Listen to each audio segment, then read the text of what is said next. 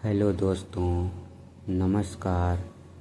आज मैं भगवान और भक्त की सच्ची कहानी सुनाने जा रहा हूँ। ध्यान से सुने। एक संत और सेठ की कहानी, जिसमें संत का भगवान पर इतना अटूट विश्वास है कि वो प्रसाद में जहरीला भोजन खाने से भी परहेज नहीं करता है। इसके बाद भगवान जो करते हैं उसे देखकर सभी हैरान रह जाते हैं। एक सेठ जी बड़े कंजूस थे। एक दिन उन्होंने दुकान पर बेटे को बैठा दिया और बोले कि बिना पैसे लिए किसी को कुछ मत देना, मैं अभी आया। अकस्मात एक संत आए जो अलग अलग जगह से एक समय की भोजन सामग्री लेते थे। लड़के से कहा, बेटा जरा नमक दे दो। लड़के ने संत को डिब्बा खोलकर एक चम्मच नमक दिया। सेठ जी आए तो देखा कि डिब्बा खुला पड़ा था। सेठ जी ने कहा कि क्या बेचा बेटा? बोला, एक संत जो तालाब पर रहते हैं उनको एक चम्मच नमक दिया था।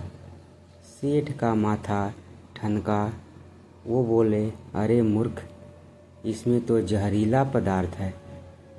अब सेठ जी भागकर संत के पास गए। तब तक संत भोजन बनाकर भगवान का भोग लगाकर खाने की थाली लेकर बैठ चुके थे।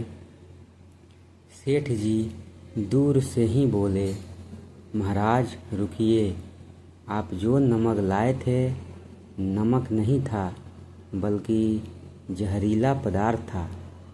कृपया करके आप ये भोजन न करें। संत जी बोले, भाई हम तो प्रसाद लेंगे ही, क्योंकि भोग लगा दिया है।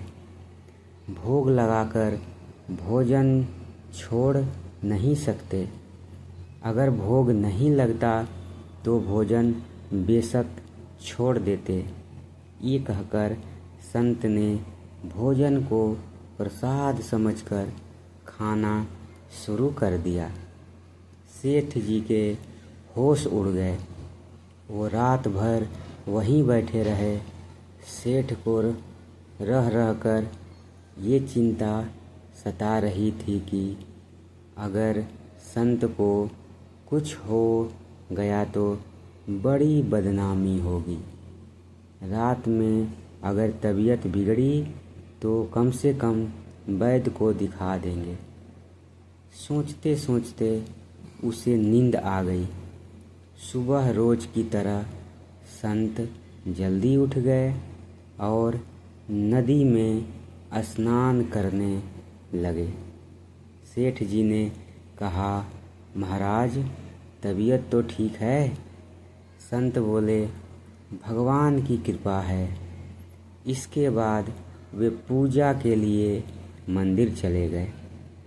जैसे ही संत ने मंदिर का द्वार खोला तो देखा कि भगवान के श्री विग्रह के दो भाग हो गए हैं और शरीर काला पड़ गया है।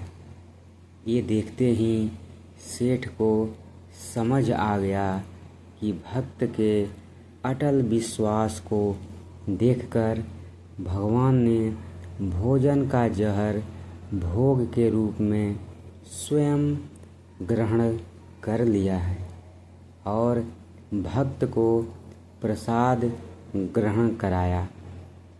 इसके बाद सेठ ने तुरंत घर जाकर बेटे को दुकान सौंप दी और स्वयं संत की शरण में आकर भगवान की भक्ति करने लगा। धन्यवाद दोस्तों।